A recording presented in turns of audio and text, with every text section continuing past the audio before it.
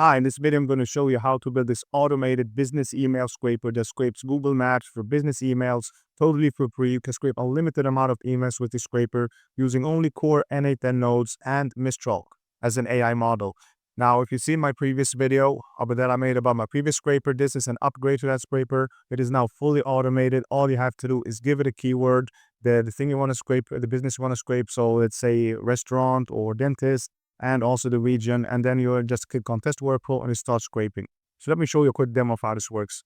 First, we're going to go to the set keywords node, and here we're going to select our keyword, which in this case I want to scrape restaurants.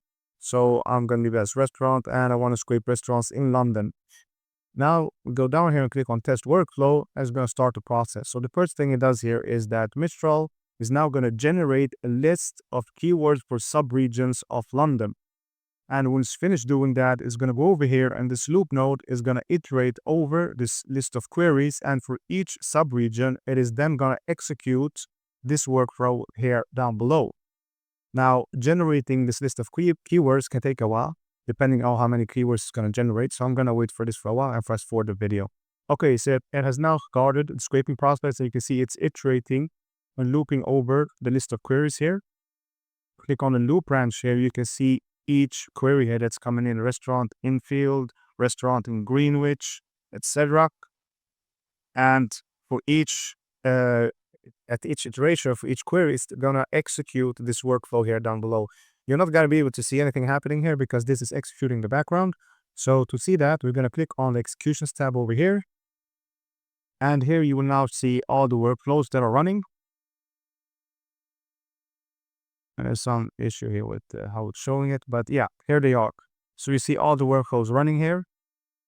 And as soon as the workflow finishes, it's going to populate this sheet here with emails. So you see it's already started populating the sheet with emails. It's going to gradually add emails to the sheet. So now I'm going to wait for it to finish. Now let me show you how this scraper works step by step. So first we started the keyword node here, set keywords.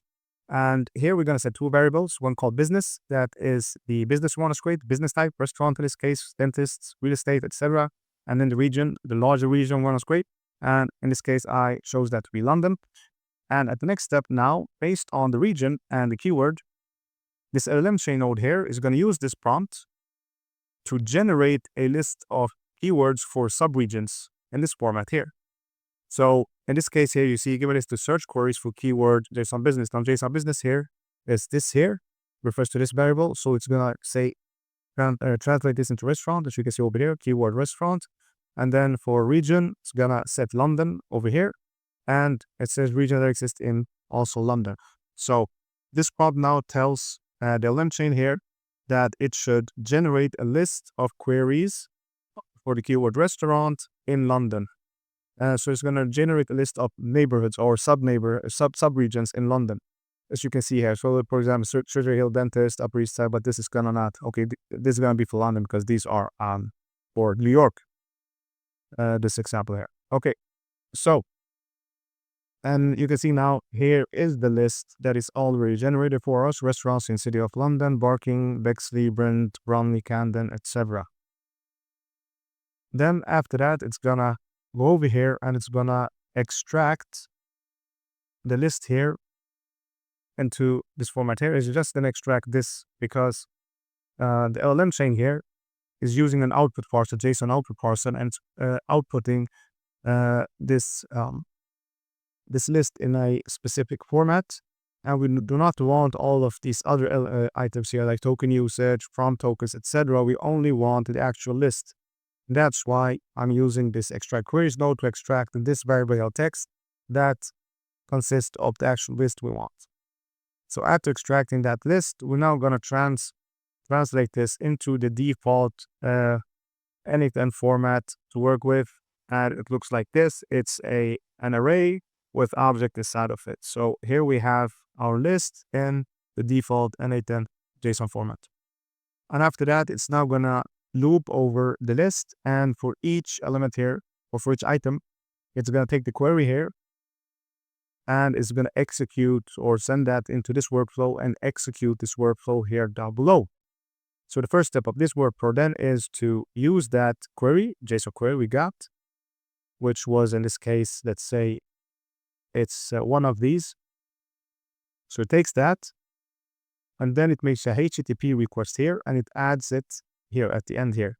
So you see, if you do this manually, open up a web browser and do this manually, you will be visiting the page for businesses in that region, just as if you had visited Google Maps and searched for that keyword and that area manually. So it's gonna use the HTTP request node to get the web page as HTML. And at the next step here, it is gonna use this code here to scrape all URLs in that page. So that Google Maps page that has businesses for that keyword or region is gonna scrape all the URLs on that page. So we're gonna get URLs for different businesses. And then here at this node, we're gonna filter all irrelevant URLs. And I've added a regular expression here to filter away all URLs that includes Google, GStatic, etc. You can add things to here as you see fit, depending on what output you receive. And then we're going to remove duplicate URLs here. And after that, we're going to loop over this list of URLs that we received. And we're going to execute this HTTP request node for each URL. And for each URL, you see a JSON URL. That's actually URL that we received. For each URL, we're going to get the web page for that URL. So for that business, basically. So for each business, we're going to get the web page. Then we're going to loop over these web pages here in this node. And for each web page, we're going to execute this code node here, and this code node is gonna extract all email addresses in that web page, so in that business web page. And we do that by using this regular expression here. And then we return the subject here, which is formatted as the default JSON format for N8N. And then we're gonna aggregate the arrays here. And then we're going to split them out into the default format. Remove duplicates here as well. And filter away irrelevant URLs. I'm using the same regular expression. You can also change this according to your needs. And then at the final step here, it's going to save the results to our Google Sheets. And if we go back, you see now it has scraped many more emails. Scroll down, you see that it scrapes 380 as of now. And if we go back now here and click on executions, you see that it's still running. It is still scraping. We still got some workflows running. We're starting the 3 here running. And if we go to the editor, let's see if it's still looping. No. So it has now iterated over the whole list. And we got a few workflows still running here.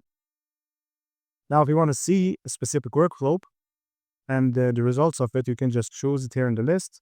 So let's select this one, for example. And this way you can now see everything that happened. Let's zoom in here. You can see what happened here in the workflow below. So you can see the inputs and outputs. You can see here that we received all of these emails.